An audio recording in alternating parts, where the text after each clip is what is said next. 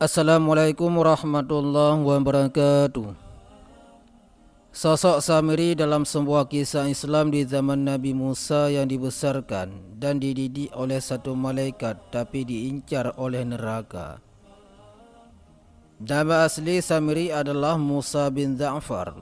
Dia merupakan salah satu tokoh kafir yang disebut dalam Al-Quran.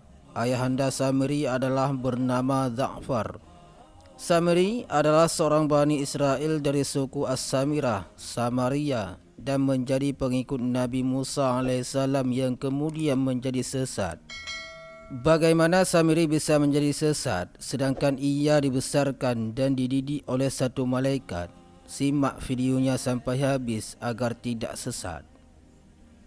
Dikisahkan pada zaman Fir'aun bahawa setiap anak laki-laki harus dibunuh. Mirip dengan Nabi Musa, Samiri salah satu bayi laki-laki yang harus dibunuh, namun ia diselamatkan. Tidak seperti Nabi Musa yang pada saat itu dibuang ke sungai dan dirawat oleh Asiyah isteri Fir'aun. Samiri malah ditinggalkan di dalam gua oleh ibunya.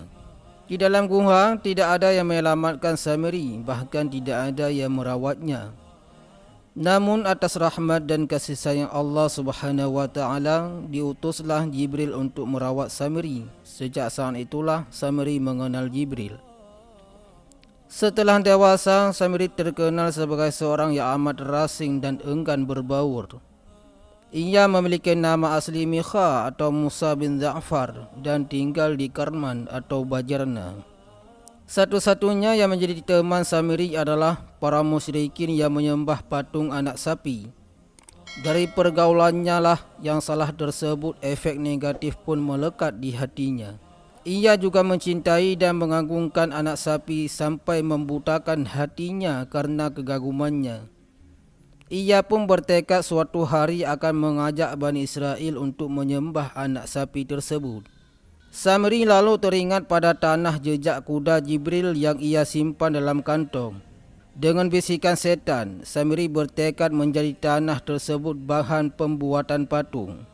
Saat itu, Samiri termasuk pengikut Nabi Musa. Nabi Musa diutus untuk menyelamatkan Bani Israel dari kekejaman Fir'aun. Nabi Musa memperingatkan kepada kaum Bani Israel agar menyembah hanya kepada Allah Subhanahu wa taala. Namun Samiri membangkang saat diutusnya Harun memberi nasihat.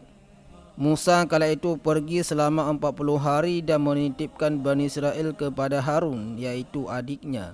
Samiri mengajak kaum Bani Israel untuk mengumpulkan segala perhiasan emas yang selama ini dibawa. Tujuannya adalah agar emas yang telah dikumpulkan tersebut akan dilebur di atas sapi.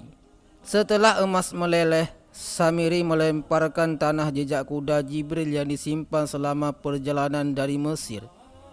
Jadilah anak sapi, teriak Samiri girang tanpa merasa berdosa. Dengan kebodohan Bani Israel, mereka pun percaya dan mengikuti ajakan buruk Samiri. Alhasil mereka pun menyembah patung anak sapi tersebut selama Musa pergi. Sementara Harun tak sanggup melawan Bani Israel sendirian. Saat Musa kembali, betapa marah dan sedih hatinya mendapati kaumnya telah musyrik. Namun Bani Israel punya banyak alasan. Mereka selalu merasa congkak dan merasa paling benar.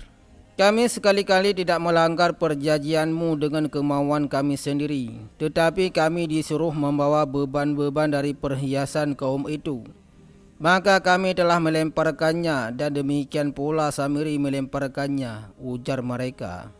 Mendengar hal itu, Musa pun bersegera menemui Samiri. Ia sangat marah kepada Samiri yang mengkhianati perintahnya dan justru menyesatkan kaumnya.